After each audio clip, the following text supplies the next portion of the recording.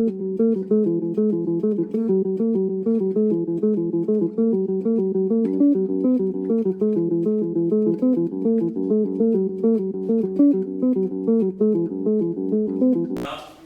Greg. I'm with the Sasquatch Hunter Organization out of Whitmore Lake here. We have 4 good guests than me, but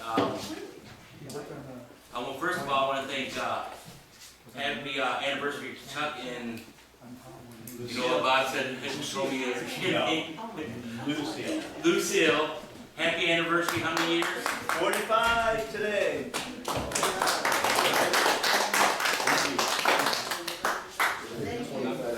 You're welcome. I want to thank Amy from the Whitmore Lake Community Center, or Northfield Community Center, for letting us have it here.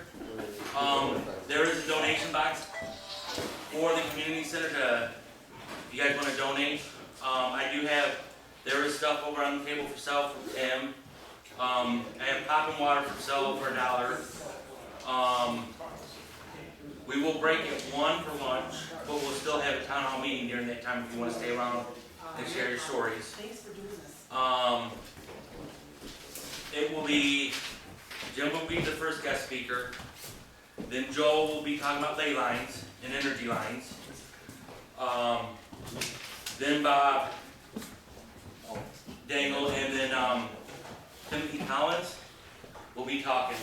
And then we'll do a forum after everybody's done talking, so you guys can actually ask us more in-depth questions. I asked all the speakers to just give a few minutes to answer questions after their presentation. But me and Jim actually researched in this area. I've been doing it for 30 plus years. Jim's 6 worst years of my life. Oh, by the way, he got a promotion now. He's not paid anymore. He's public relations officer. But that's much I have to say. I'm going to go ahead and turn it to Jim. He's going to do his. And I'm going to throw peanuts at him. Okay. Promise? Promise. You work the computer? I'm going to work the computer. And if you guys have any questions during the presentation, just yell them out.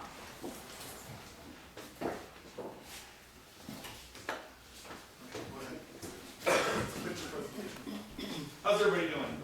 A little show of hands. Who here has actually seen or experienced a Sasquatch in the woods? Okay, so most people are out. Is anybody here interested in learning and going out and seeing them? Okay, this presentation's for you. Okay, basically, if you take a look, that's a rough sketch of about an 8-footer back there. So if anybody wants to take their picture in front of it. What we found out here is they get to 9.5, 10 feet tall down in this area, so that's a little guy comparatively to what they really are. Basically I asked, why would you want to do this? Why would you want to go out in the woods and look for that? Okay, it's 5 to 800 pounds, 8 to 10 feet tall, can snap a tree with one hand. Why would we do it? Because it's enjoyable. And if you look, this is why right here. We get to see things like this every night when we're out in the woods. Go ahead and go to the next one. Things like that. That's why we go out. That's why we look for Bigfoot. That's why we do our searches. Because we're connected to nature. It's not about finding the animal. When you get rid of the tech and you go out and just sit, they'll find you. They will literally come as close to you as they feel comfortable getting. And you'll start to hear claps, whistles, rock clacks. They'll throw things at you. Anything to get your attention and communicate with you. Go ahead and go to the next one. One of the things that you're going to hear today is there's controversy right now in the normal of the Bigfoot and the paranormal. You're going to hear stuff today that's both. Okay? What I ask is that you stay respectful of either opinion no matter what side of the fence you're on. Because the truth is, we don't know. Okay? We don't really know what we're dealing with. So just remember that, keep that. And I was on this side of the page, I'm now over here. I've had enough things happen to me when I've been out in the woods by myself. I've talked to enough people who've had this kind of thing happen. I know 5 different individuals that have had the exact same experiences. They live in different parts of the country.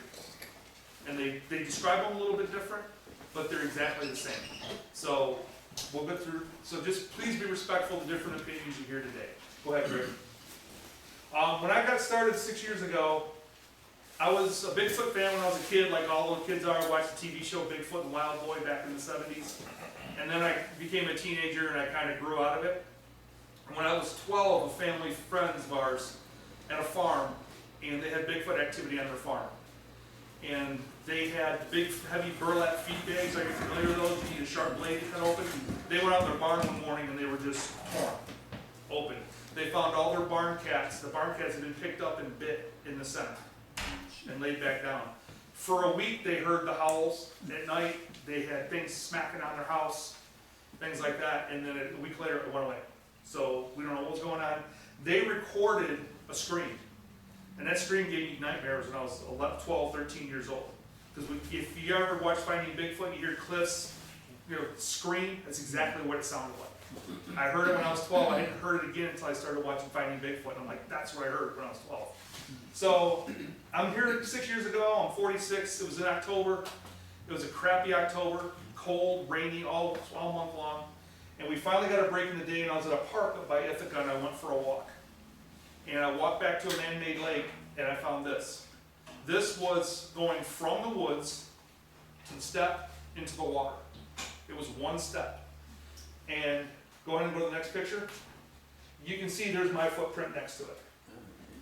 Okay, Greg, can you blow that up? Right here. I'm gonna need you to blow those up. Okay? No, go back a little bit. That's pretty good. Okay, this is, I don't know, this print's at least probably no more than a day old. I'm standing on this silica sand, all my weight on this foot. And that's the only dent I could do in the sand compared to that. So obviously that was much heavier than myself. Okay, go ahead and go to the next picture. So about 20 yards away, blow it up, I found this print. And go to the next one. You can see it better when my foot's next to it. This is a 19.5-inch print, 9.5 at the ball, 6 inches at the heel. I was not looking for Bigfoot when I was out there. I was just enjoying a nice day for a change. I found the other heel print 6 feet back.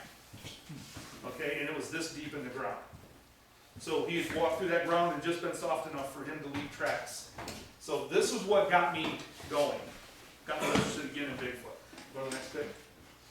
This winter I was out with Tim and a young lady named Andrea Collins. We were walking, and Andrea had said to her, to herself, to her Sasquatch client that lives in the forest around her, to please leave a sign. We're coming up, please leave a sign for us. We found this trackway. It is actually an 18.5 and an 18-inch track. It's 2 individuals side by side, and it went for at least 1/4 mile. And we know it wasn't snowshoe because it went up into the woods and back and around and off the trails and stuff. This is the ball of the foot right here, making an impression. And you can't really see it well in this picture. There's actually a mid-tarsal break right in here where the foot pushed back.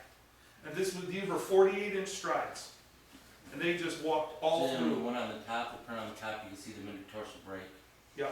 So this is the second. We had thought it was someone. We thought it was a person hiking, taking small steps, until we really looked at it and we could tell it was 2 individuals side by side walking. Yeah. In case people aren't aware of this, explain a mid-tarsal break. It's a flex point in the middle of the foot. So when it steps, the foot will flex up. When it pushes, it helps it cover terrain faster and walk over more rough terrain. Go to the next one, and you'll see my foot next to it. I wish I had some of Tim's pictures. He has better pictures than I do. So this is the second individual that was following along behind him, or her. I don't know. We guess it was probably a male and a female, but it could be 2 males, it could be 2 females. We don't know. Hard telling. So that was pretty cool. We know it's not snowshoe. It's not shaped like snowshoe. It was probably about that deep into the snow. No, I was thinking probably just a little bit deep, a little bit more shallow than that. Well, we had asked them to make footprints or a trackway for us, but we thought it was gonna be behind Andrea's house. And then in between the time that we had asked and the time we had gone, it had snowed a little bit. So that's why you don't see real super distinct toe prints in there. Yeah. But you could actually, in the pictures you can't, but live, we could see the toes. Okay, go ahead and go to the next one. So this is one of Greg and I's research areas. We call this the sanctuary. And it's actually a marker. We call these, the technical term, pointers, because they point in the same direction. Now what we found is we found several of these that day in the woods, all pointing towards a water body. Okay, and what was interesting about this, go to the next picture, Greg, is we pulled one out of the ground, and they were all jammed in the ground, and the ends were all worked to a point. They were rubbed smooth and worked to a point before they were jammed in the ground. Okay, I don't know of any animal in the woods that does that, and I don't think humans are gonna go out there and do that. I mean, this tree, this thing was this big around. So it was probably 15, 20 feet long. I don't think a person's gonna be able to manage that. Well, they could, but why? Next picture. Then we found this teepee structure being built. These are about 30-foot long poles. They're about this big around. And there's 6 of them in here right now. There's another dozen at least laying on the ground, ready to be put up. And go to the next picture. So we kind of tried to lift one up. Again, we found a work point at the end of it where it had been jammed in the ground. So it wasn't a tree that had been broken and just fell right there. We checked when we go out there. All right, next one. So this is why, what? Thanks, I'm keeping this, Bob. Go ahead. This was a teepee structure we found out in the same area. When we initially found this place, there was a gigantic X. It was 12 feet tall. Trees were about that big in it, marking the entry to it. That winter, poachers had gone through there, and when we went out in the spring, everything was torn down. All the sign that we found was torn down. So we were about a year before we went back in. Yeah. But yeah, the following spring we went back in, and this was the first one we found right here. A new marker heading into the area. Go ahead and go to the next picture. And I got a close-up. You can see how this stuff is all woven in there. It's not just dead fall and fell, happened to, make its mark. We always, when Greg and I find stuff, we don't go, oh, Bigfoot did it. We look for every reason we can figure out why nature did it, or why man did it. And if we get to a point that, okay, it's not nature, it's not man, maybe it's the big hairy dude doing it. Go ahead and go to the next one. This was a fun night. This was one of my bait nights. We had found this snap on a ridgeline, and you can see it's twisted along with snapped. And so this is a bowl going down in here. We had taken multiple spots along that ridgeline and put apples. Okay, and I had jammed them on tree breaks, like this high off the ground, right on the edge of the ridgeline. And then I sat about 10 yards away with my back to it. And then he was about 150 yards away because he's scared of this kind of stuff. So I'll go to the next one. This is a break, the same break down in the bowl. Okay, you can't see it very well in this picture. But it's the exact same time breaking us at the bottom of the bowl. All night long, I'd hear footsteps coming up the hill. And at the end of the night, when I finally turned around and looked, all the apples were gone. Okay, and I had thrown about a half a dozen down the bottom of the bowl. Those were gone. Now, if a deer comes up and grabs an apple, you're going to hear it crunch when it bites it. And this might even leave some debris around. These apples were just gone. And so I kept hearing things come up behind me. And I wanted to turn around and look so bad. But I didn't. I was being respectful. I'm like, okay, I'm not going to try and trick you and catch you. But I just thought that was kind of cool that all those apples were gone. Go ahead. This is a path that I found out in one of our research areas. It's an old hiking trail that's no longer used. And if you always know when humans use a trail because they leave trash. And this hiking trail went at least for probably, what, three-quarters of a mile? This whole trail? It goes 2 miles. Yeah. I walked the whole thing, never saw an ounce of trash. Not a paper, not a cigarette butt, not a water bottle, nothing. And when you get back to the other side, because I came in, my daughter and I came in a couple years before this, and on the other side there's big logs that something's pushed over or moved over, so if a person actually, it's hard going until you get to a certain point, and then it just, there's no more debris on it. But yeah, my daughter and I we had a hard go. I never would have found this trail. I was with a friend of mine who's Native American, and he goes, oh look, there's a game trail right there. I'm looking at it going, no, there's bushes right there. And he started showing me how certain leaves had been turned and little twigs had been bent. So we got around the bushes and then we found this trail. He stayed at the front of the trail and sat by a tree, And he was, the gentleman right there in the hat and the sweatshirt, he was from me to that trail away, sitting right next to a tree. And people were walking up and down the trail and no one ever looked at him. So this, you know, we walk through the woods and these things are probably standing right there watching us. We don't even know it because we just miss them. So as I'm walking this trail, it's open, this wide, it's tall, everything's been cleared out. So something big has been moving through this trail bigger than a deer. Go ahead, Greg, next picture. And I would find these bendovers like this. And one thing I always do when I find these, you always see sticks holding them down. I look up to see if there's breaks up there that could have fallen, grabbed it, and pushed it down. Nothing that I could see that had broken off and fallen. So as I'm standing there doing this, I could hear him talking, coming down the ridgeline. And I thought he had walked down the ridgeline with another guy, and I'm like, hey Greg, he didn't respond. Well, he was way down at the other end, his voice was carrying all the way down, and I heard a knock. And I texted him, I said, did you knock? No. I'm like, okay. So as I'm sitting there, I hear, and I went, and waited a second, and I get back. And so I gave back to it, and it came back as 1. So I was like, all right, so I whistled 1, then it went 2, then it went 3, then it went 1, 2, 3, kept doing it. I'm not a good enough whistler for a bird to respond to me. Okay, and this went on for 5 minutes. And finally, when it did 3, I'm like, I am so sick of this game, I want to get moving, I'm getting bit up by mosquitoes. So I did 2, instead of respond with a 3. And it paused, and I went like that, and I went again. And it paused, and it gave me 3 whistles again. Like, this is supposed to be 3 whistles, you dumbass. So I did 3 whistles, and then it went back to 1. And then I did 2. It paused, and it did 1 again. Like, you're breaking the pattern here. And I'm like, okay, I'm done. I said, thank you. And I started walking back to the path, and I met up with Aaron, and we were going back. Go ahead, Greg. And it was getting dark at that point. I'm coming down the trail. I can see Greg probably 100 yards in front of me, and I see a figure moving through the woods towards Greg. And I'm thinking, okay, one of them walked over there to take a leak, and they're coming back. And I'm watching, he's running through the woods, and he gets between trees, and he just gone. He was about my size. Now, maybe it was a ghost, maybe it was a Bigfoot, I don't know what it was, but it was moving through him, it looked like that, it walked like they walk, and he just was gone. And I was like, okay, that's odd. And I walked down there, I said, was one of you guys just over there? No. And Aaron walking next to me saw it also. So that was the way 2 of us actually saw it. So this night, everybody likes to see evidence, that's what we're showing you evidence. We were sitting out on a trail, Greg had his daughter, Brianna, with him, and I had my son Jack with me, and we were all standing facing each other like the 4 cardinal points, and just talking and listening. And from behind me, we got a really loud whistle. And this is in early April, okay? There's no one else on the trails that night. And I turned around and looked, and when Greg heard, then we got a response whistle from behind Greg. He was across from me.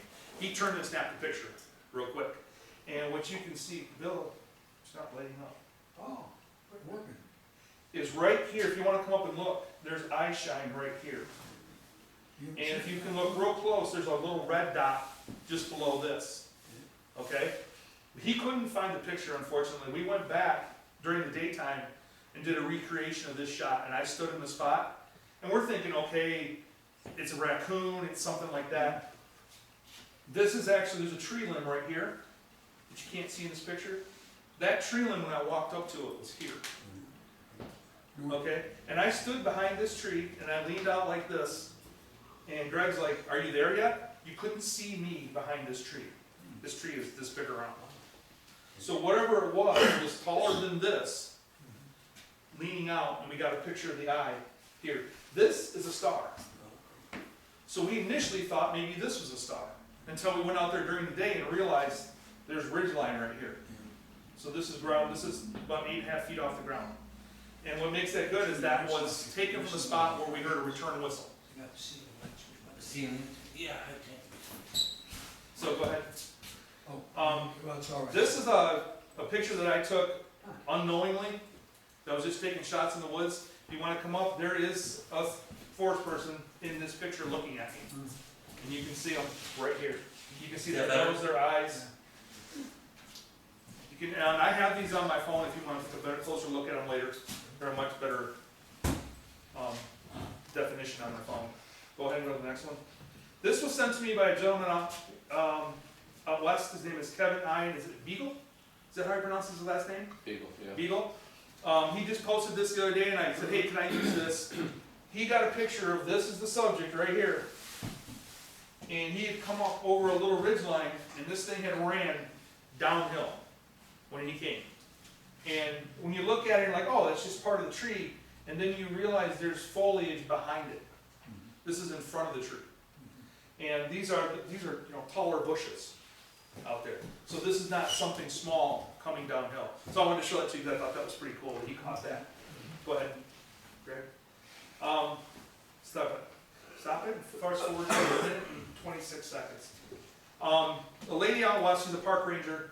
She takes people out on Bigfoot expeditions. And she caught, everybody says, oh, Bigfoot doesn't cloak. And I was one of those people that made fun of the people that did that. She caught a video, you are going to want to come up here and see it. It literally is right in here, and you can see a figure stand up and run away. But you can't see it. You can see, it looks like from the movie The Predator, when the Predator's cloaked. And she thought it was small, until they went back and did a recreation, and they realized it was over 8 feet tall. Okay? So go ahead and run it. You'll see it right in here.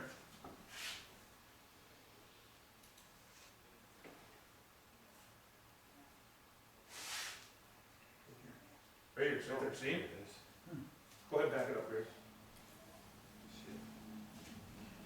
Right here. Oops. Let me video. Oh, I can't. Yeah, I thought I'd cut it to that point.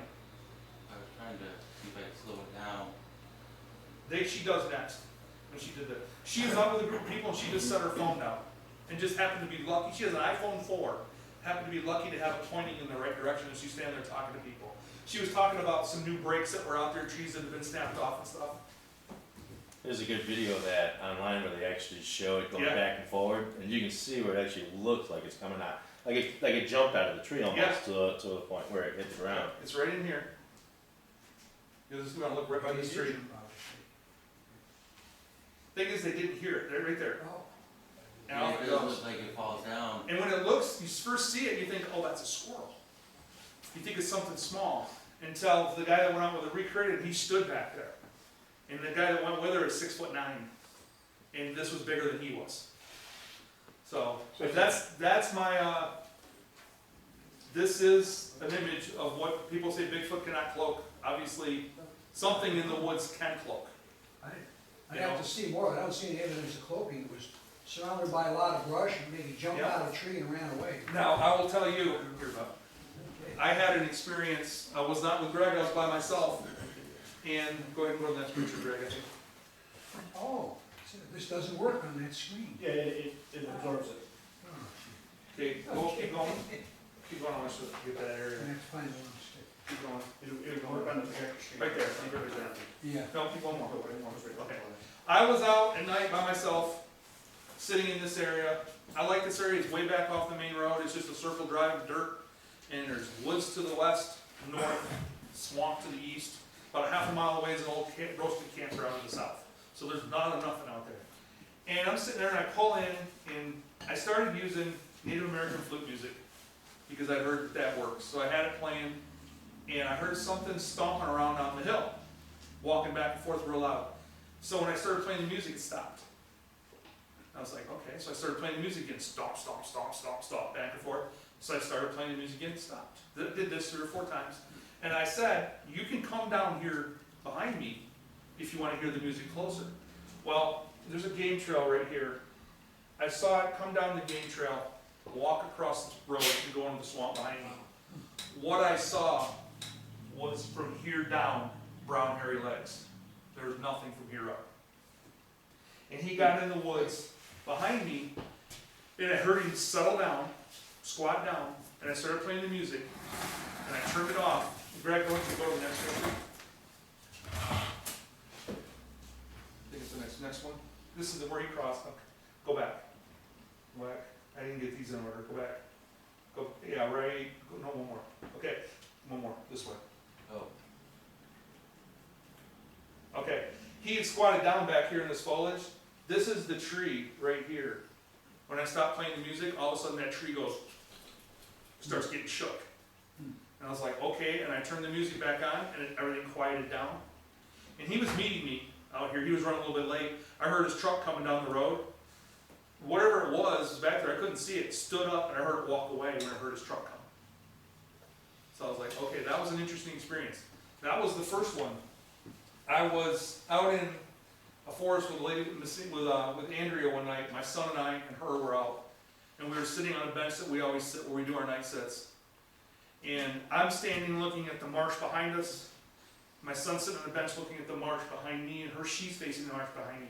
And I'm standing there and look, and I see what looks like the predator walk between two trees back and forth. And he's about 9 feet tall. And you could see the shape, you know, because the moonlight must have been just hitting right. And I'm looking at it, and I said, oh God. And they're like, what?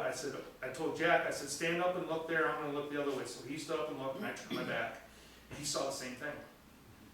And Jack, I said, Andrea, you go ahead and turn and look. She turned and looked, and she saw the same thing.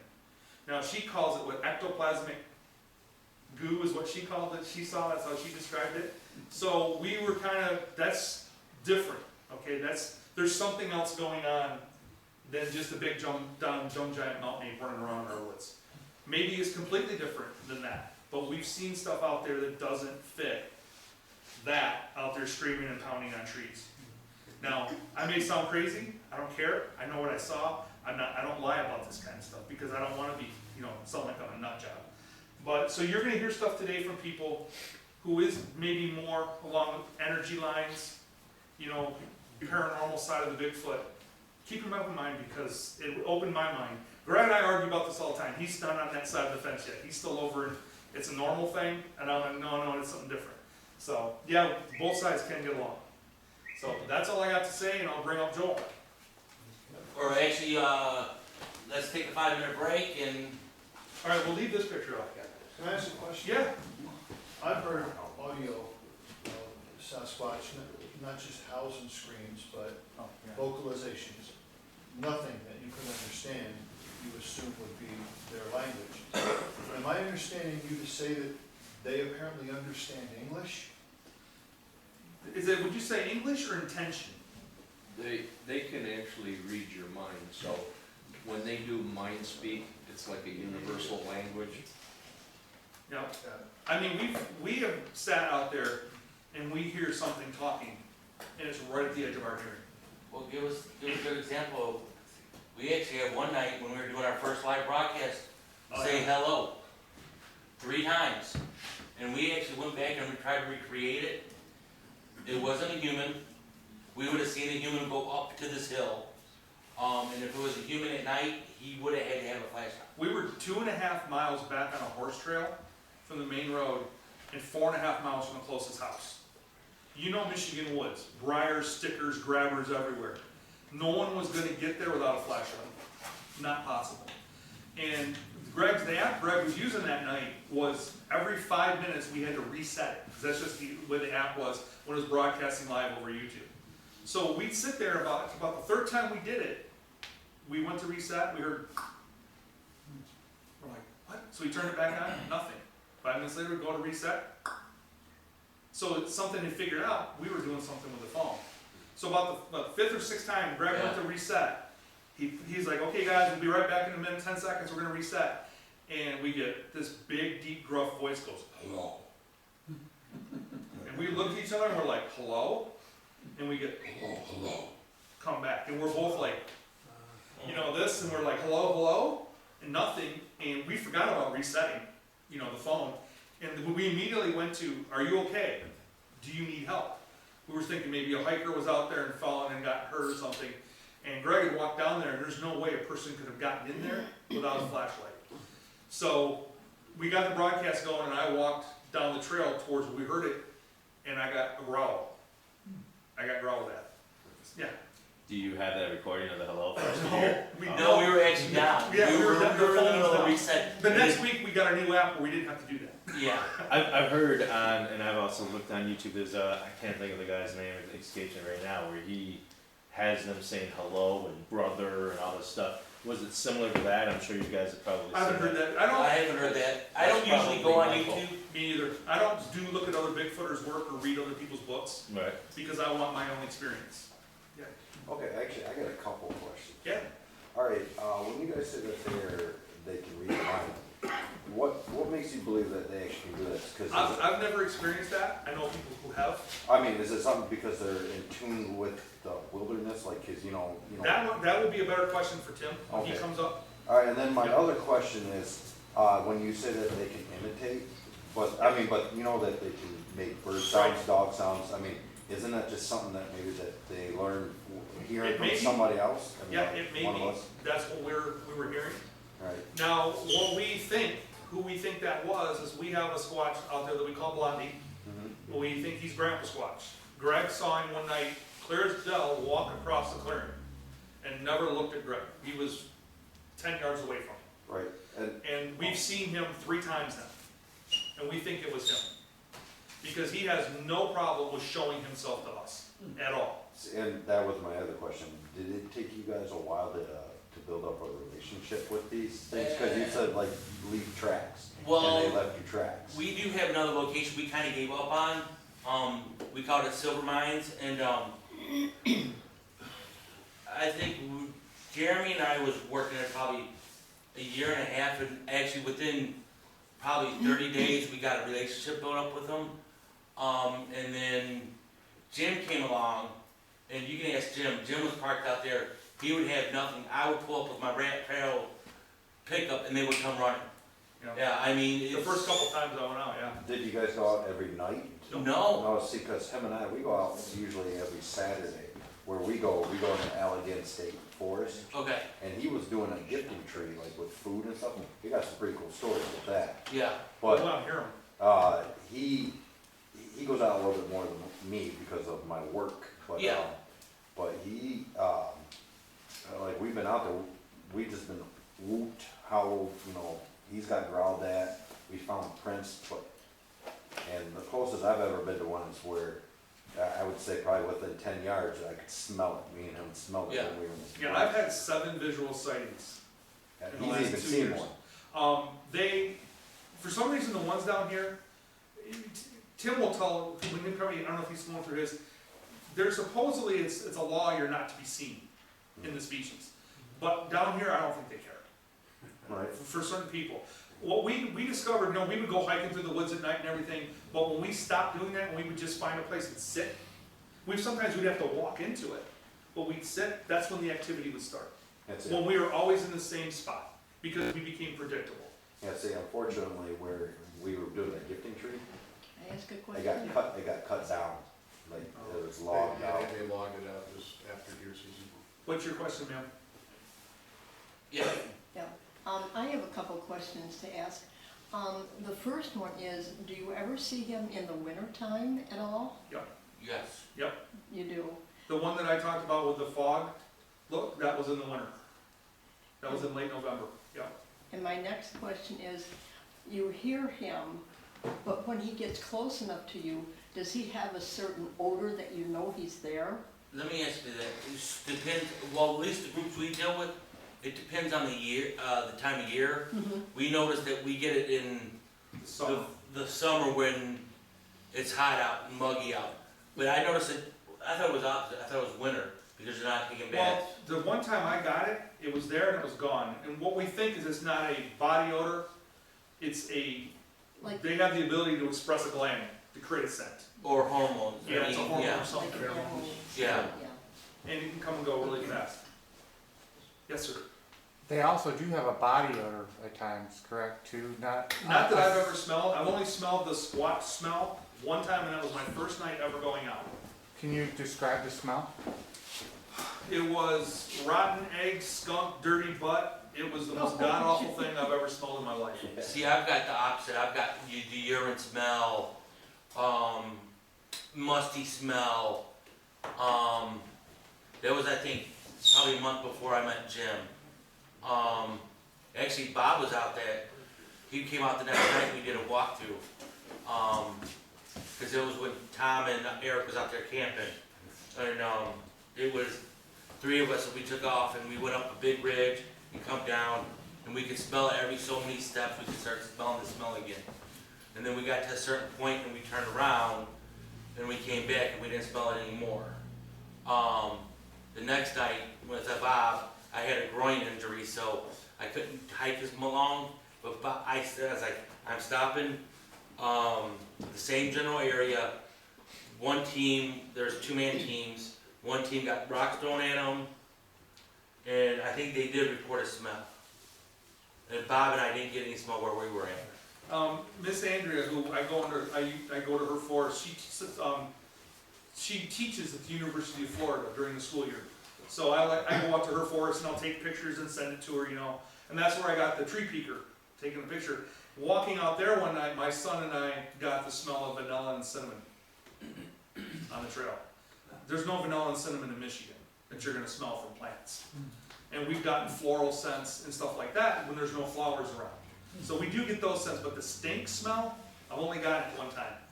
And that was, I was with Jeremy, it was my first night, and he was telling me about how they feel they triangulate you to keep you in the middle. So there's 3 watchers watching you. And we looked and we could see one standing between 2 trees up on a ridge line. We could see, we'd see this, and then it would go away. And then we'd see it step back out again. And we'd heard a call from the south. So we figured the northeast is where the next one was. We went down the trail, and that way we saw something, a shadow, cross the trail and go up a hill just above us, and that's when we got the smell. And then we'd grunt at it, and it would shake a tree. And there was no wind that night. So that was my first experience, and I'm like, okay, this could be real. Then we went months with nothing happening, and we were out, and Greg had found a roadkill on the side of the road, and all the organs were about 10 feet away, stacked in a pile. And he's like, I think this is an area we need to check out. So it was an old lake. We went back there, sitting at the old DNR parking area. Nobody ever goes back there anymore. And we're there for 3 hours, and I looked at Greg, I said, there's nothing going on. This is a dead area. We didn't go to the area we normally go to. Let's get out of here. I want to go home, because I live an hour and a half from where we go.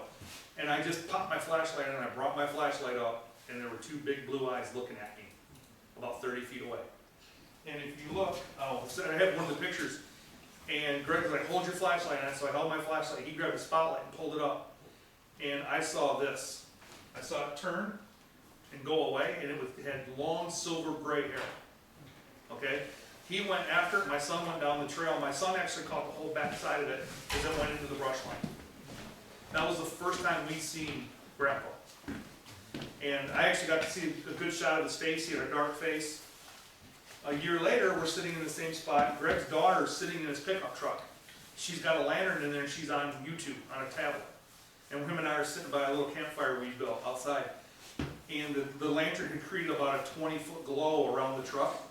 And I'm sitting there looking, and Grandpa's sitting in the bushes. There's a window about this big, watching Brianna. I can see him. I'm sitting there looking at it right there in his face. And I'm just sitting there watching him watch her. He didn't care that I saw him. He turns around and goes, what the? Oh, gone. Dropped down, was gone. But he dropped down and he came down lower, and then we could see eye shine when he turned and looked at Brianna. You could see his eyes shine, and he'd turn and look at us and it'd go away. And he was sitting there looking at both of us. So that was the second interaction we had with him. So we've had some pretty cool stuff happen. I was trying to get to this, He told me when I first got going with it, I had to go out by myself and let them mess with me and let them see if I'm, they're gonna accept me being in the area. And so I went out to that same place where I had the one cross where all I saw was the lower legs. And I'm sitting there, it was on a supermoon night. It was in June, I think it was June 2014. And just sitting there relaxing, and the moon comes up and I get, whoop, whoop, 4 of them. Then across the lake I get, whoop, from across the lake. I'm like, okay, it's getting started now. And about 20 minutes later, to my west, I got a knock. To my north, I got what sounded like something very heavy being picked up and dropped on the ground. And about every 2 minutes it would happen. And so it's got my attention. I'm going here, I'm going here, I'm going back and forth, just listening. 10 feet behind me, across down that swamp. If you've ever heard the Ron Moorhead audio of Samurai Chatter from the Sierra Sounds, I get behind me. Scared the living bejeebers out of me. I did not expect anything behind me. And I jumped, popped my flashlight on, and I started laughing, and I'm like, all right, you got me, that was pretty good. I'd always thought samurai cheddar was fake, until I heard it. Now, the one that he was talking about, the photos with the X, that was the X. Yeah, that took me, when I first went in there, it was during that was that day. Yeah, I was there's no by path myself. back there. And, I actually was in sandals and, shorts. My legs were all bloody when I got out, so that told me there was no humans back in there. But, There's not even game trails back through there. no, it's We're bushwhacking to get back there. yeah. From the other side, well, actually, I think I should, I don't even got any, I did have the swamp photos up, but from the other side of where the swamp was, a tree come flying out at me. Not a branch, not a bush, a tree. And, Hey, go back to that print picture. Come back one more. We'll talk about that in a minute. so, but they still interacted with us when we went back in there, cause we never did take Bree or Jack back there, did we? We just took Brandon. My 4-year-old, I don't know if anybody was here when he was here, but if I take any of my kids out with me, the Squatches act totally different. The night that they had the incident with the, game trail, we actually had one we call Grumpy, cause he's been, known to be very, aggressive towards us. But I have my No, aggressive 4-year-old. towards Jeremy. Well, towards Jeremy, we can figure that it's one of our other researchers. He's what, 350 pounds, 6 foot tall. So I think it's his clone. I can't figure it out. But anyways, the Grumpy, when he came out, when he actually followed Brandon and I out, Brandon was on my shoulders and had a lightsaber, one of those toy lightsabers. And he followed us, and there's a path. The path goes into the swamp, so it's a little narrow path. We turn around, because I knew something was paralleling us, so I turn around. He's sitting there right behind the tree watching us, make sure we got all right. Greg actually put me in that spot and took a picture of me, and then drew the outline of where he was compared to me. I look like a child, you know? But this print is interesting. We found this on a trail. I was with some kids, and they're like, that's a Bigfoot print, it's a Bigfoot print. You know, it's 15 inches long, it's big, it's deep. But if you look closely, there's dog prints right here. Somebody had been hiking and their dog stepped where their footprint was, and it extended it out. Now, a lot of it had faded, so it looked like toes. But I got down to a good look at it, and you can actually see the little dog prints at the end. So that's why you kind of got to be careful of your footprints. But I was gonna ask, have you guys ever taken a dog out with you when you just sit yeah, quietly? I have. Yeah. Yep. What kind of dog? I had 2 beagles, Jack Russell Terrier mixes. And they'll stay quiet? Well, they've been in the woods with me. They've seen deer, raccoon, possum, you name it, they've seen it. And we took them down to that one place we had the first sighting. And my son and I are sitting across from each other. And the dogs were sitting right here. We had them leashed. And all of a sudden, we heard from behind my son, the dogs, boom, sat straight up, ears up, locked. Right there. And then Jack caught a glimpse of something crossing the road behind my vehicle. And as it was crossing, the dog that was, like the 2 dogs were sitting here, this dog did this. Turned and sat with his back to his brother. And they sat like that for 45 minutes, ears up, completely focused on that area. And that whole time we were getting back and forth. We hear little rock clackings. Now, one thing Greg and I found down here is they don't really do a lot of the big sounds. They're very subtle. Yep. So the big sounds they claim on TV really aren't that prevalent unless you're out somewhere where there's not a lot of people where they can be. And that night he did that with the dogs. We were doing a live broadcast. There we had 3 teams out. I was in between the 2 teams by myself. And that was the night that one was throwing rocks at the camera. Yeah, Greg had activity, I had activity, the other team had Jeremy in it, they didn't have activity. Yeah. They had nothing going on. So, Do you guys ever bring any kind of protection with you out there? Yeah, there's my protection. I mean, you're not worried about one of these things rushing you, or? my son wouldn't go in the woods for a year and a half. I'm not the person that gets feelings. I don't feel like something's watching me or something's this. I don't have that intuitiveness to me. And we were out, it was in the winter time, so we had a campfire going. And Greg and Jack walked down in the hollow, because they'd heard something down there. So they started walking down there, and I'm standing at the campfire, and I got creeped out. My body did not want to stay there anymore. Now, notice what I do. I did this. Turned around. That's what I did. What did I not do? I did not look this way. My body would not turn this way. I stepped around the fire. I started to go, I walked to the edge of the hollow, it was about 5 feet away. And my son heard me come and turned and looked. As I came down the hill, his eyeballs went, boom! He walked right behind me. And there's a tree across the top of the trail. His head was above the tree. I reached my hand up. My hand was that far from the tree limb.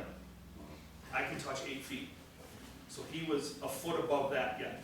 And he came right behind me. We went up the hill. We found where he was 20 feet away, squatted down behind a brush pile watching us. Yep. And they had smelled fresh blood when they were down there. Yeah. So we don't, so obviously dinner time, and he was booking to go eat. And we found prints of something laying down in the middle of the road, because this area we had to hike in, where something was laying there, playing with dirt, it had claws. Picking rocks out. Yep. See, we got, cause where we go, there's bear, wolf, and mountain lion. Yeah, we don't have any of that down here that that's really been reported. If No, there I were mean, an we area where just- that stuff was at, Greg would probably I have it. mean, we went out probably about maybe a month ago and we found mountain lion tracks, claw marks.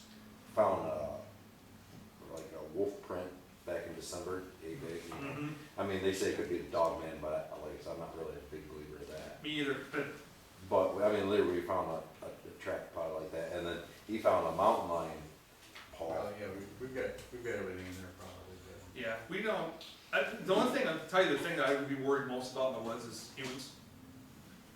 Mountain lions, unless they're sick or hurt, they're really not gonna come after a human, because I'm sure we don't taste as good as a deer or a turkey. Mhm. Sick or hurt ones may. Same thing with bears, if they hear you coming, they're gonna avoid you. I'm more concerned with wolves actually, but that's Yeah. personal experience stuff. I mean, good example, I mean, I'll walk away from him constantly and go sit 100 yards somewhere else in the woods, and he's like, you need to come back here, you need to come back here, and I'm like, yeah, I got growled at about a month ago, and I'm pretty sure it was a wolf. okay. And, he was just letting me know he didn't like me being there, and Yeah. he didn't come in and approach or anything like that, but they're in there, there's several of them, and they're running Now, around. you know, that brings up a great point, and Tim and I have had this discussion. People say they report Sasquatch eats deer. Okay? If you think about it, and I was thinking about this one day, these things, what is the caloric intake that something that large needs to take in? Right. A Sasquatch clan, a family group of 4 or 5 would decimate a deer population in an area in months. They would have to eat 2 to 3 deer a week to feed themselves. So they probably don't eat deer. They probably have other forms of nutrition. They're probably more of an omnivore where they eat, berries and nuts and, foliage and stuff like that, where it's more readily available. Eat everything. Yeah, because, I just don't see them eating a deer unless they absolutely have to, That's just my opinion. Well, just to interject, they had blue tongue disease in the deer herd over in the Allegan area, and it decimated the deer herd, probably dropped it 90%. So most of the deer, a lot of the hunters didn't even get deer a couple of years ago. We had the tick disease in the Lansing area that did the same thing. So the deer weren't there for these animals to eat, the Sasquatch are still there. So they're surviving on lots of other sources besides Yeah. deer. But I mean, down here, we got so many lakes down here, fish, crawdads, raccoons, rabbits, feral cats. So I'll end it with, keep your mind open to maybe some strange things that are going out there, because there is weird stuff out there. One night we were coming back and we saw an orb of light just blasting through the woods. It looked like something from Star Trek, when they shoot the photon torpedo and how it comes out. And we're like, hey, get off the trail. We thought it was a mountain biker coming. Okay? And this thing's blasting and we hear crash and the light goes out.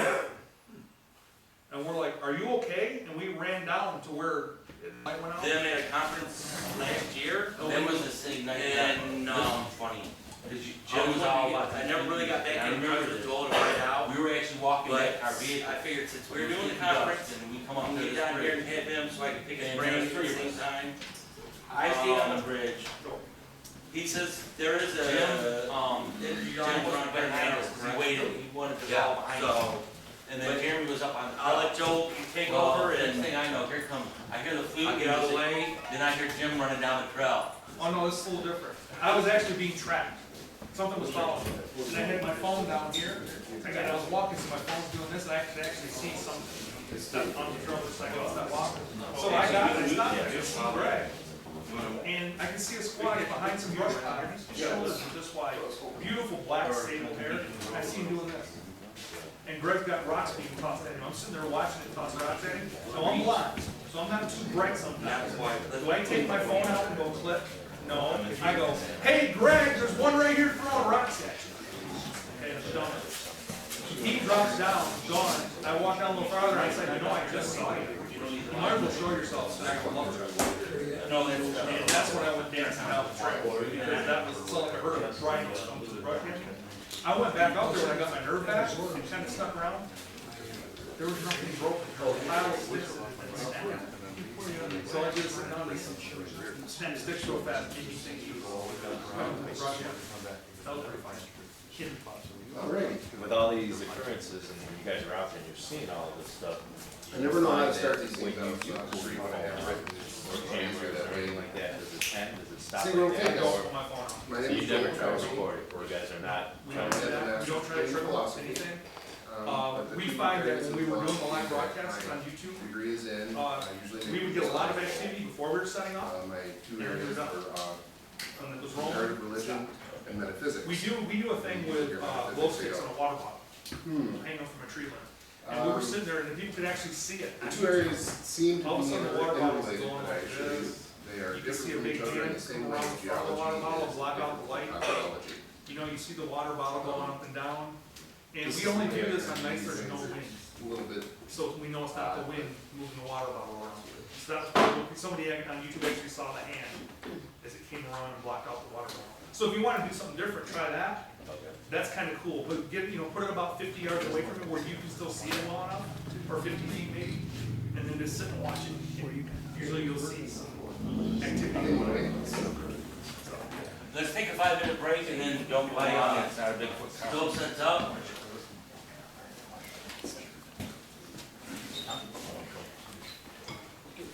But it's a lot of fun. We have a lot of fun doing it.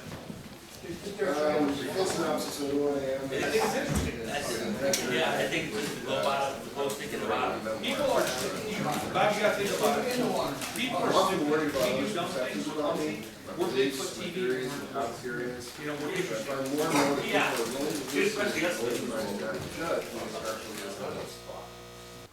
This may change, but for now I will indulge my faith in mankind and the forbearance of reptiles.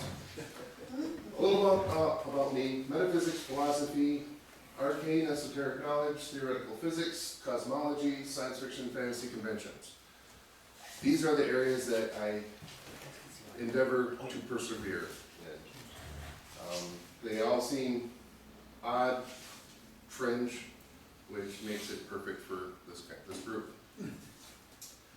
I'm what is known as a metaphysician. I study metaphysics and the inner workings of things that even science has a hard time grasping. In doing so, I rely on a few distinct premises that science will always criticize. First one is the belief that not everything can be known. This is just a little introduction to show you how I think, so maybe you can track along a little bit better. Don Rumsfeld said it best when speaking of the known knowns and the unknown knowns and the things that we don't know that we don't know. And I don't know if you remember that speech. It made a lot of people drink a lot more that night.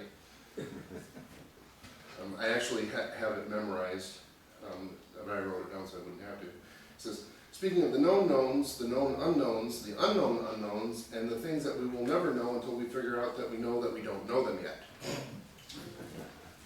Modern science seems to have a way of dismissing those things that fall outside their purview and cannot be categorized nice and neatly.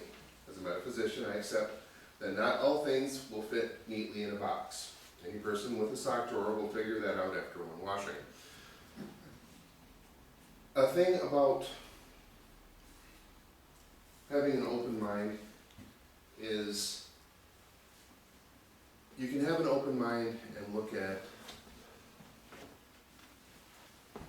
things critically without having to believe them. It's a difference between accepting somebody else's point of view and putting your own definitions into it. Sometimes things won't happen only once. This is the second point. There are times in our lives when we bear witness to an event that it's a one-time thing. How can we prove it even happened if it only one time? How much does credibility work in your favor if you're challenged, even the least little bit, about a one-time event? Possibility surrounds us at all times, and each perspective is important.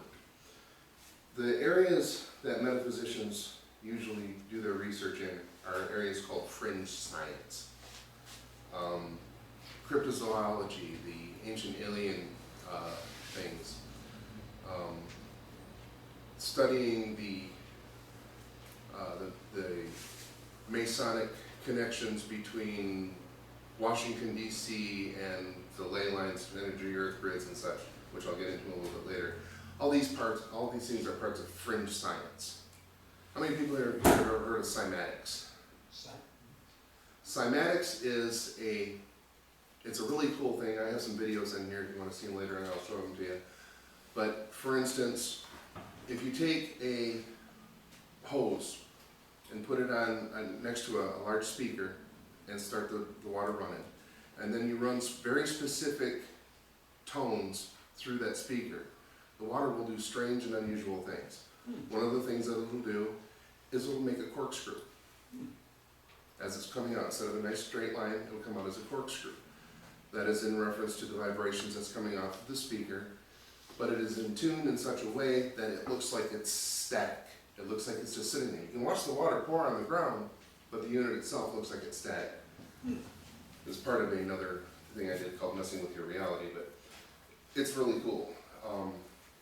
But sometimes things happen only once. Sometimes somebody will see, for instance, a sighting of a Sasquatch, or the Loch Ness Monster, or one of the Great Lakes monsters. Sometimes somebody will see I've seen a couple pictures of Great Lake sharks. People say, sharks don't live in fresh water. Actually they do, but we won't go there. Sometimes you'll see things like rainbows and lightning storms all at the same time. I actually took that picture. Taking a picture of the rainbow, and all of a sudden the lightning flash came up, and it's like, that was cool. I hope I don't accidentally erase it. Repeatable does not necessarily mean proven. This is another point that I use for a basis of what I do. Repeatable doesn't necessarily mean proven. I'm in full support of science and the theory of climate change, but even though it is said that we've caused it looking back over 400,000 years, we can see that it may be part of an earthly biorhythm that we may have nothing to do with. We're right now at that far end. All the rest of it is based upon ice cores and scientific research to determine what the CO2 level was in the air.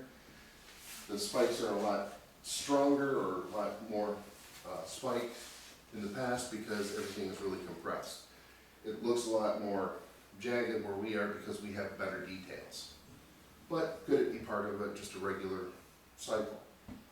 Some scientists are actually finding that the Antarctic ice sheet is actually growing by 1 million tons of ice a year. Other scientists say no, it's breaking up and falling away. So it depends on which one you want to go with and go from there. Sometimes science can be wrong. One definition of science is that science is the product of interpretation of occurrence through technological advance. As we progress technologically, we progress scientifically. Each feeds on the other. What's not included are those things where science doesn't know or makes a false conclusion, often only the fault being its own arrogance. Heisenberg and Schrodinger were a pair that took science a long time to get used to. Each made a premise that confounded tradition and turned science on its head. Are you familiar who Heisenberg and Schrodinger are? Just heard the names. Uncertainty. What's that? The Heisenberg uncertainty principle. Yep. The Heisenberg uncertainty principle is simply, you can either know where something is or know where it's going, but you can't know both.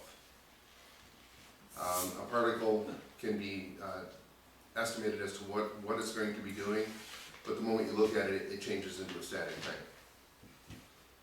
There's a joke about them, I'll tell a little bit later on too. It's kind of funny. The universe is a very strange place, as we all are very aware. Rainbow lightning, burning ice, supercells, all of these are, they look as if a graphic artist was turned loose with God's pen. This one in the center, this is actually ice that is on fire. It's actually, what happens is when ice gets super compressed at the bottom of the ocean, or at the bottom of deep lakes, sometimes methane will get trapped in the matrix of the ice. And then when you burn it, it releases the methane and you can actually have ice that is on fire really quick. There's more to our universe than almost any single person may figure out. It's said that sometimes the simplest answer is the best answer, but history shows that that's not always the correct answer. There are correlations in ancient history that science ignores because it doesn't fit in the commonly held understandings. Fringe science needs to be explored a bit more carefully. The intuitive mind is a sacred gift, and a rational mind is a faithful servant. We've created a society that honors the servant and forgotten the gift. This is the definition of an open mind. By use of these rules, I find that my mind is open to the myriad possibilities that are otherwise stifled by the paradigm set up by the scientific community. I argue often on one of the social networks called LinkedIn with particle physicists and theoretical physicists about some of the current advances that they've done with the Large Hadron Collider and quantum physics and stuff. And more often than not, they try to shout me down because there's all of them and just me, and then usually within 6 to 8 months they go, okay, we're sorry, you're right. This has been happening since about 2002.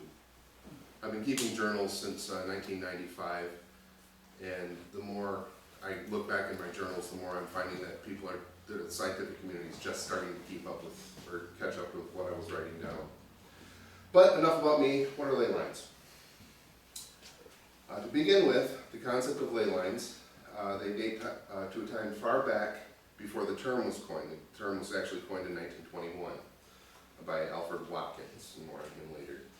Japanese called them dragon tracks, and their energy flow was the foundation of the principles to everything from acupuncture to feng shui. The calligraphy, art, everything, it has to do with the way that the energy lines work. The importance of knowing where the energy lines were was important to the founding of villages, locations of temples, and even the placements of crops. The Earth Energy Grid, yet another name for ley lines, is an effort to make the study of such appear more scientific and be taken more seriously by the establishment. Quote. I may get criticized by people for having poor attitude towards respected scientists, and the truth of the matter is I have great respect for them. I just believe that there's more to the story than empirical science can tell us. This is actually a map of the United States. There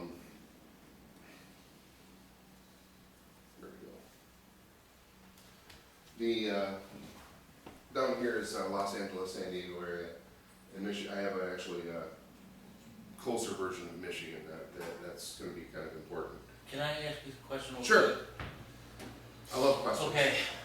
If you have any questions, if you have any questions at all, please shout them out. I prefer answering questions than lecturing. So. Is, since you said Los Angeles area, is that more on the bottom left there? Yeah, I'm pretty sure it's either Los Angeles, San Diego, It's California. Yeah. Could that be due to all the volcano activity?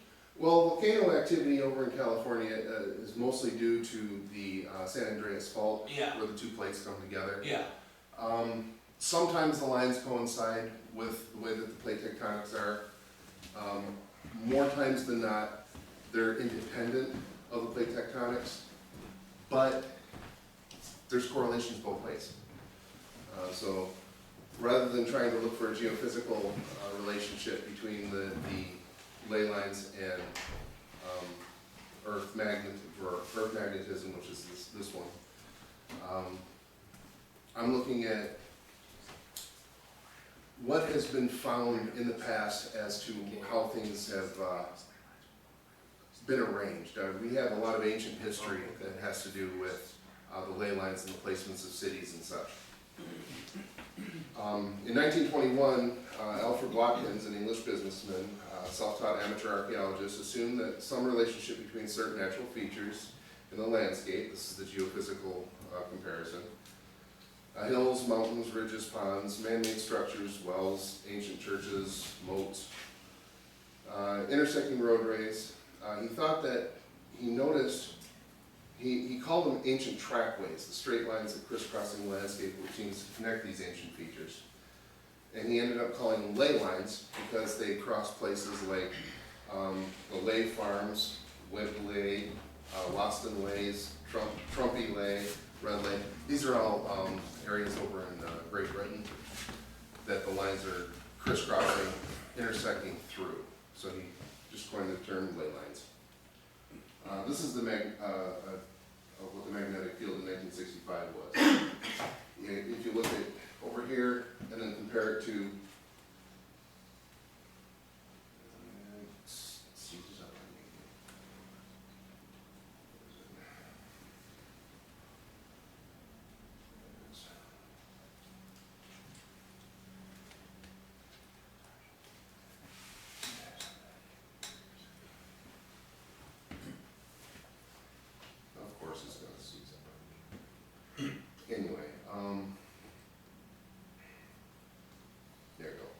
if you look at that map of the United States and then the map of here, you can see that the magnetic lines don't really match up. So they assume that the ley lines aren't so much magnetic, but more of a bioenergy. How are they mapping out the magnetic lines? What do they use to do The that? magnetic lines or the ley lines? Well, either the picture of the United States. Okay, the magnetic lines are mapped out usually using a compass because you can pretty much figure out how the lines are by differences in magnetic concentration. Ley lines, on the other hand, are mapped out using an ancient technique called dowsing, using divining rods. This has been done since the 1800s.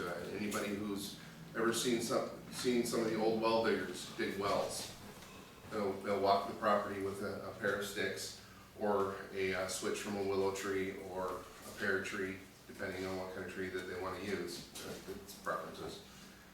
And with the dowsing rods made of usually steel, or coat hangers are made of they're mostly steel. They hold them to where they're like, bend them in an L shape, have them straight out, and as you walk across a ley line, they'll cross. As you walk towards a person, they will actually expand. I wish I had a pair with me, I don't have any with me right now, but it's a really interesting demonstration. Some people say, oh no, you're just tilting your hands one way or the other. I take and I put the base of the dowsing rods in a straw. And sometimes I'll even take and put it on a rolling cart, to where the cart can't be moved, it can't be rocked one way or the other. And as I'm rolling it towards somebody, the rods will expand. That's an energy that can be compatible with the same kind of energy that are in ley lines. Mapping, you were asking how they map it, they've done with dowsing rods. Much the same way the old timers douse out water wells and the psychic can identify auras. The rods are sensitive to the energy lines and vortices around the globe. When mapping out the lines, one will come to notice that there's generally a lot of activity where the lines cross. So when I'm talking about activity, in time immemorial, buildings of import, like churches, temples, political offices, gathering areas, museums, coliseums, are usually built on places where ley lines cross.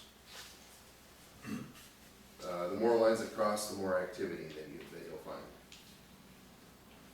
This is a blow up of the one area of, this is Michigan. Bay City is a major area. Down south of Detroit, exit 2 way station. A little incident happened there back in 2001, early 2001. My wife was a truck driver. She drove for Swift Transportation. And as she was going across the weight station at exit 2 over by I-75, as she went onto the weight station, the light all of a sudden turned red, and everybody came out of the building with, like somebody had just been hit by lightning or something. They came over and they started touching her truck. My wife was going, what the heck is going on with these people? And a police officer came up to her and says, are you okay? My wife was like, I don't understand, what are you talking about? Your truck disappeared.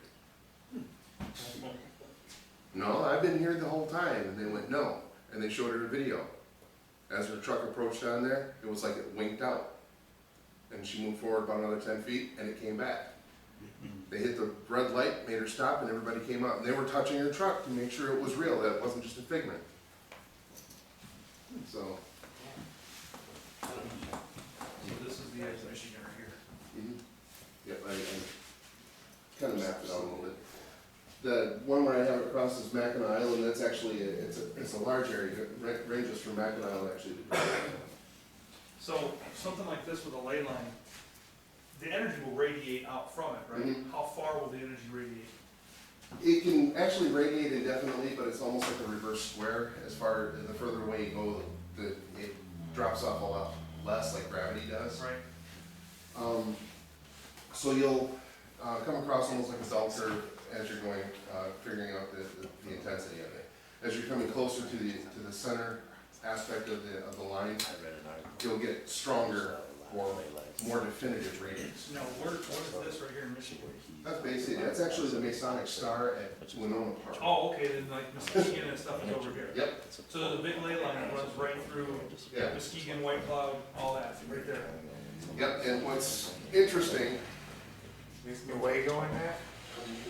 right here, so you can see this. This line right here runs right through Lake City where there's a bunch of burial mounds. Connected right straight through into here. Lake City. Lake City in that area. This area right through here, it comes through here, satellite petroglyphs are over here, connected. And there are more burial mounds, and there's actually an asylum over here on this end that went down because it's one of the ghost, Michigan ghost stories. This one right here is, it's like an interconnection. Anybody who's ever gone up to Mackinac Island who lives anywhere in that area, you go up to the island or any place up there, you feel like you're at home. It's a place where people like to go to visit because it's comfortable. One of the reasons is because of the way that those are all positive ley lines that cross. And the ones in Bay City are a little bit more negative. So Some of them are negative, some of them are positive. this is the Grand Rapids area right here, Actually, Grand Rapids right is, in here. yeah. Okay, so you got Grand Rapids, Muskegon, White Cloud, and Nuevo, Traverse City's up here. Mhm. Okay. So you got Ann Arbor here. Yeah, Traverse City has a cross right here, yeah. Ann Arbor is right about here. Where's the Grand Rapids one at again? Sorry, trying to see. Grand Rapids is right about here. Now this, where's this crossing at? Right here. What is that? This is, that's These are- actually, That's Lake City? Is that what you said? no, Lake City is actually down over here. Okay, This is actually Interlochen, okay, just a little ways away from Traverse City. okay. International Music Camp.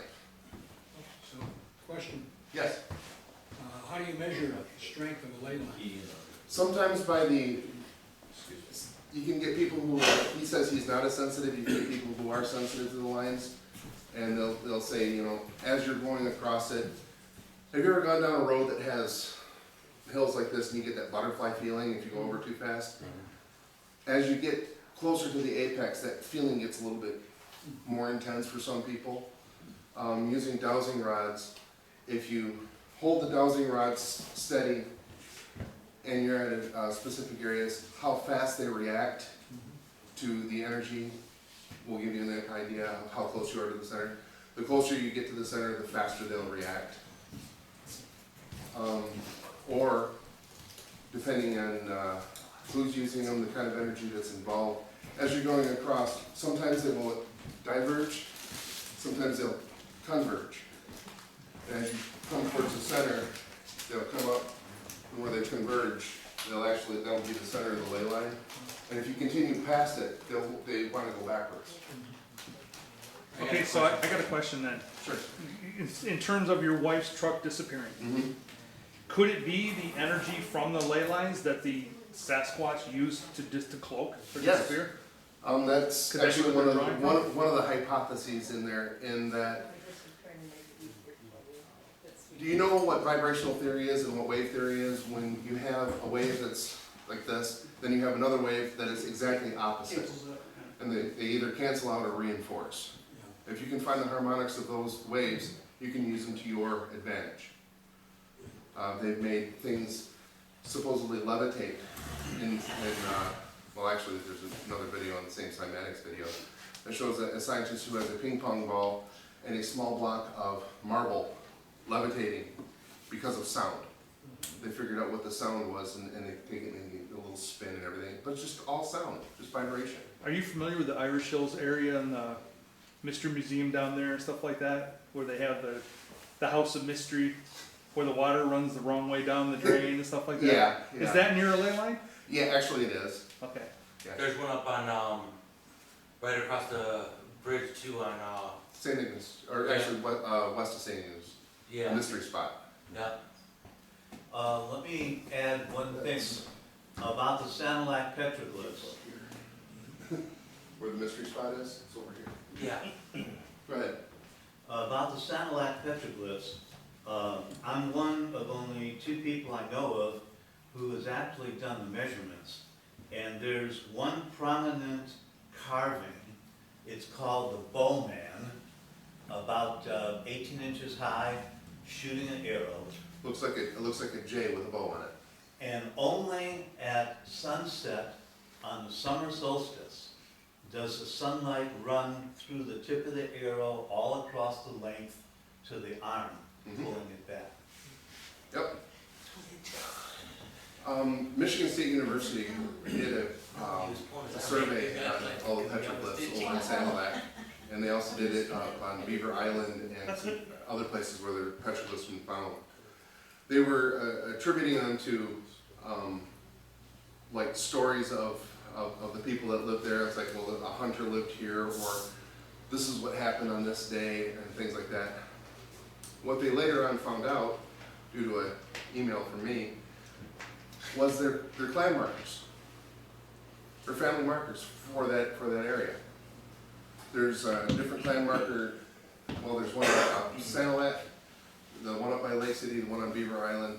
3 different distinct clans, almost like the Indian nations, but these predate the Indian nations by about 2,000 years, roughly. You can't access those anymore. I go up there twice a week and it's all closed off now. They Yeah. don't even take care of the area anymore.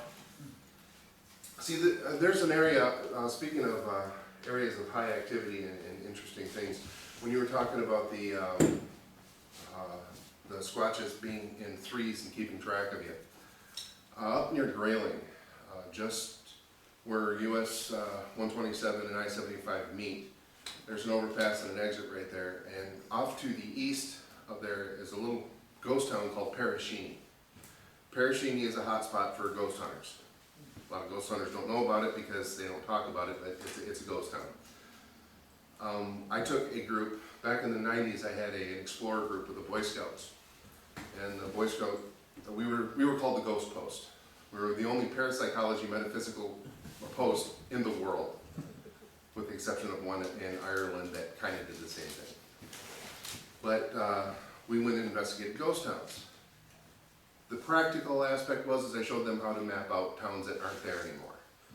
Going through with metal rods and figuring out where foundations are, and using a grid and so on and so forth. But while we were there,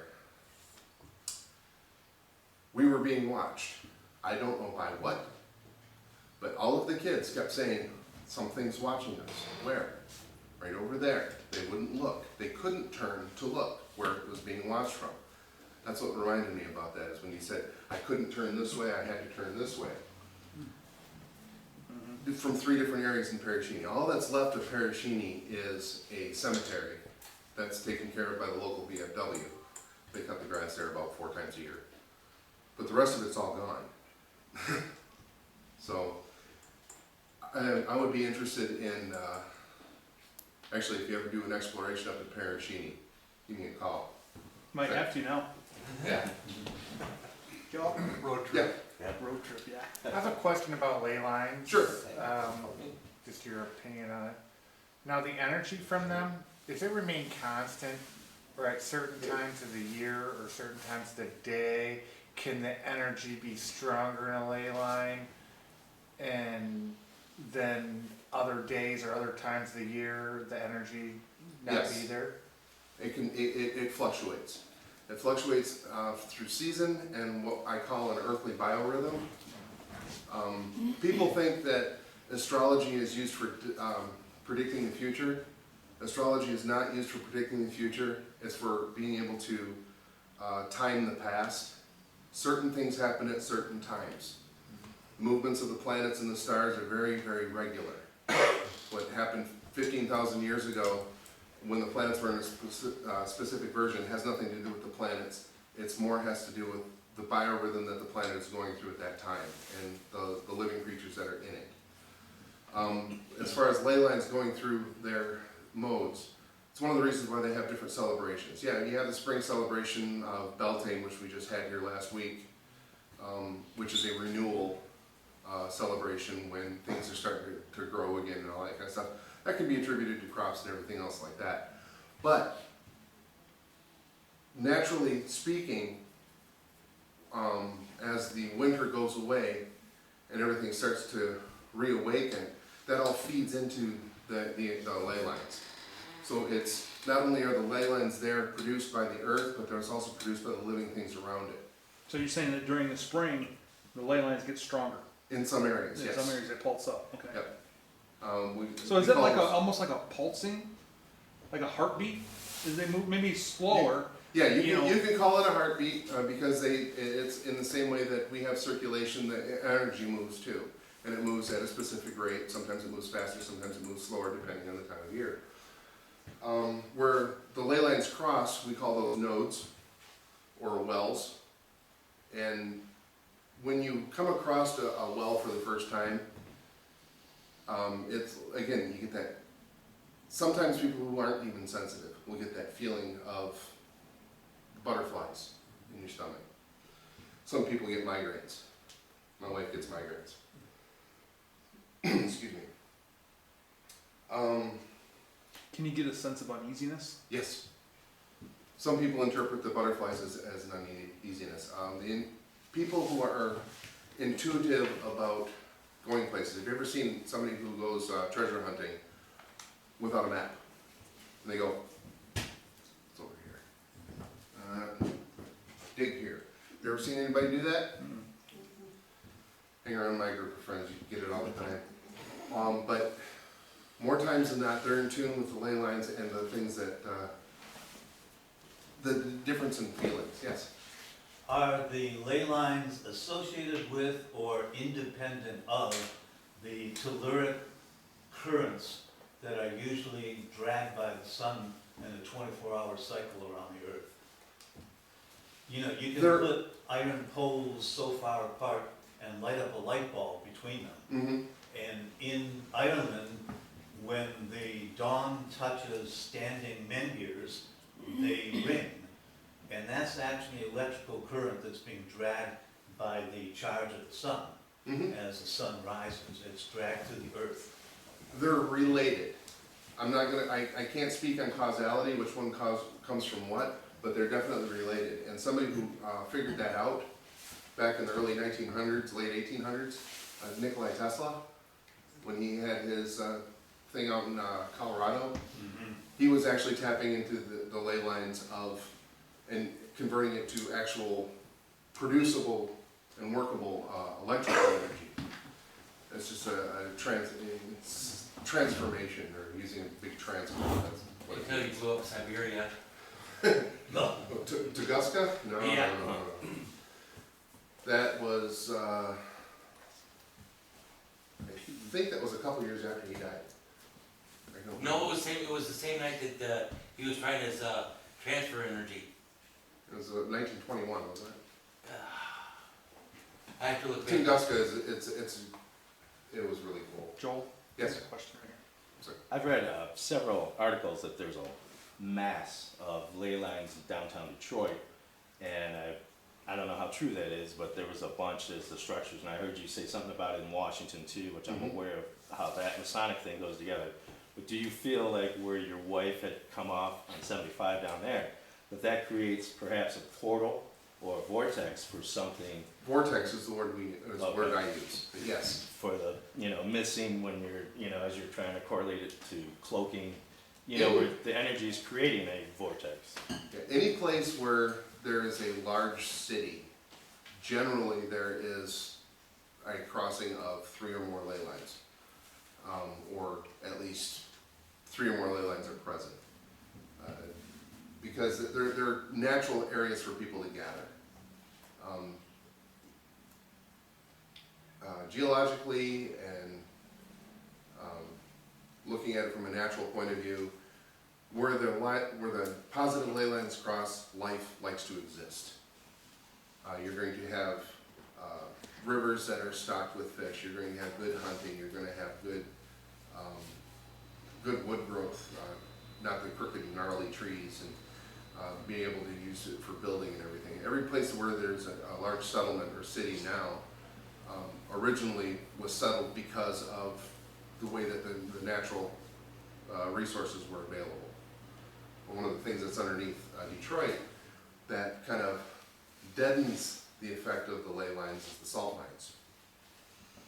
Do you think that ties into perhaps the Bermuda Triangle ley lines with that? When somebody goes through a tunnel and they reach Miami in an hour and a half's time, I'm sure you're aware of what I'm talking about. Yep. The same sort of thing is the truck doing the same thing where it disappears and then reappears, even though it was only, 100 feet or whatever it was that disappeared. Yeah, the Bermuda Triangle, and there's a place over near Japan, they call the Dragon's Lair, are both what they call vial vortexes, or where negative ley lines cross. Can I ask you a question? Sure. On the other picture, you might have mentioned this, but down toward the left bottom, where all those are coming, where is that area? I believe that's like Rockford, Illinois, just outside of Chicago, if I remember right. It might be a little bit further south than that. Yeah, Rockford's up north, Yeah. by Wisconsin. So can you tell the difference between positive energy and negative energy ley lines on that map? Not on this map, no. This map was, it was created, the whole map was created back in, I believe in the late 60s, early 70s, by a guy who started, he figured out where the ley lines were and then just projected them out and wrote them on a map, and remember this was done on a flat map, so there's curvature differences as well. Yes? Now, is it possible with the positive and the negatives and the ley lines, is it possible that there could be there could be arcs across at times during certain times to where Sure.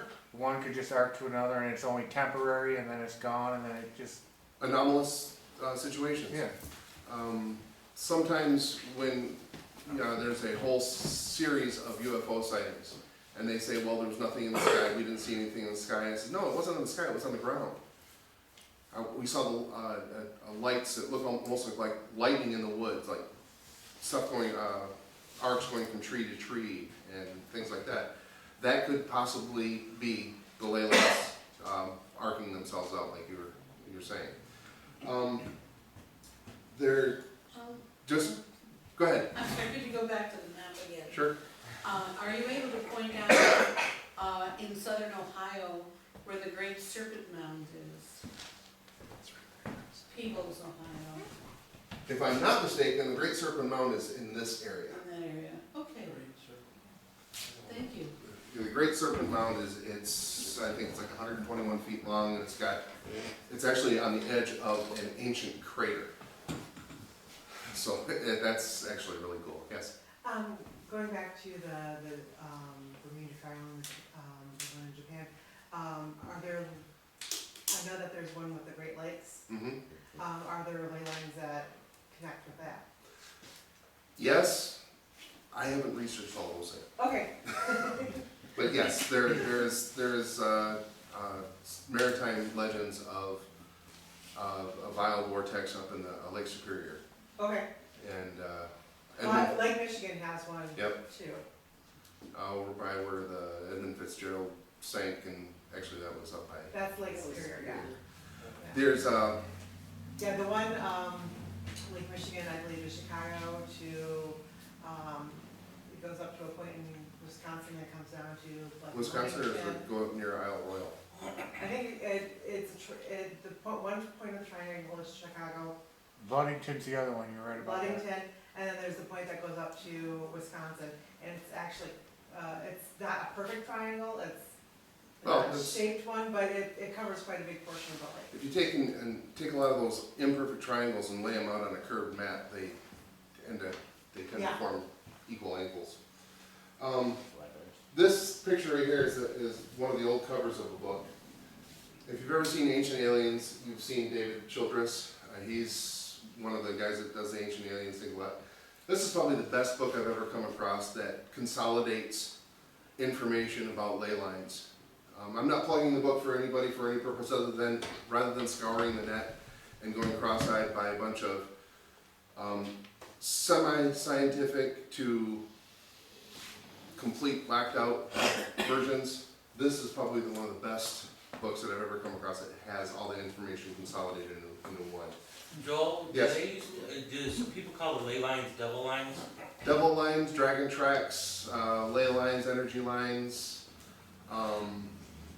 witch's highway. Okay. They're called by all different kinds of names. The Native Americans even have a name for it. I don't remember what that is right now. Because what was it, last year or the year before, National Geographic or Discovery or History Channel did a special on them. It was a mockumentary or whatever Yeah. it was. Yeah, it was kind of where it was the guy's dog went crazy and killed his kid. And, Yeah. Yeah, there's multiple chapters in that book. One of them actually it goes into vibrational harmonics and using Einstein's equation to figure out how much power these ley lines have potential if you can learn how to tap them correctly. And then if you put one of Nikolai Tesla's journals side by side to that, you'll find that there's a lot of things that are very, very coincidentally related, where Nikolai Tesla actually experimented with this, and this was a theory that some guy did. I don't know if the two ever crossed or he got his theory from that. It was just very interesting to read. But as I mentioned, churches are often constructed at the intersecting lines. It's interesting to note that even though many churches disavow, even condemn practices of witchcraft, the very churches that represent the institution are built on hallowed ground of practitioners of the old ways. This is done for two reasons. First and foremost, it was a good spot to use because it was a central gathering spot. And two, the land was usually cleared and level for the construction. The mystical aspect of many religions utilize the power that is concentrated in these areas for various purposes. If you don't think your particular religion has a mystical aspect, it's one of the things I did in comparative religion. Even the Romans used ley lines. I was trying to find a overview map of a road that runs from Greece to northern France. It's a straight line. And what's interesting is all along that line are cities, all with Sirius, the star's name in the city somewhere. It has references to do with the stars. You asked me at the last thing about water, groundwater and ley lines. Yeah. Water lines, vertical electromagnetic field, they extend up from the dragon lines through homes and buildings. The nature of this mystical field is yang, or energetic, yin and yang. The person who sits or lies over a ley line for an extended time can become hyperactive.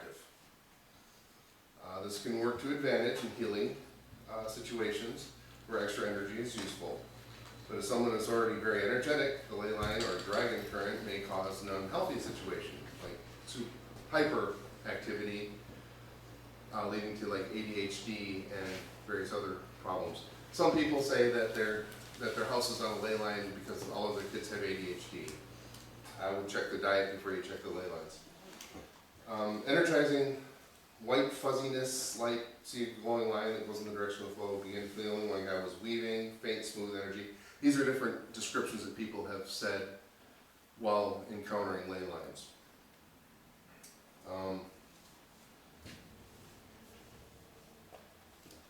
Examples of well-known areas of ley line intersection. Stonehenge, Pyramid of Egypt, City, Teotihuacan, Tikal, Umpuku. The Japanese version of the Dragon's Nest, that is over, it is south of Japan,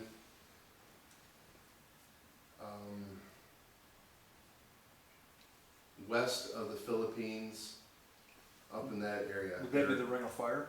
Is that the Ring of Fire? It's on the western edge of what they call the Ring of Fire, yes. Yeah, because. Hold on one second, Joe. Yes. If you guys wanna go to lunch, we can break for lunch now, or we can wait till 1:30. It's up to you guys. It's up to you guys. I can talk I have forever. more questions. Let's finish. Let's go. Yeah. You can go to lunch, Greg. Well, we want to listen to Joe. Well, I'd like to go to lunch before 1:30. There's a bridge, I believe it's in England, I think, and it's noted for animal suicides, dogs jumping off, and other animals, wild animals too, just out of nowhere, just jump off of it. There's a forest in Japan that's like that for people. The suicide forest. Yeah. Would you think that would be like a negative ley line, something to? That would be what they call violent vortices. They usually tend to have a bad connotation.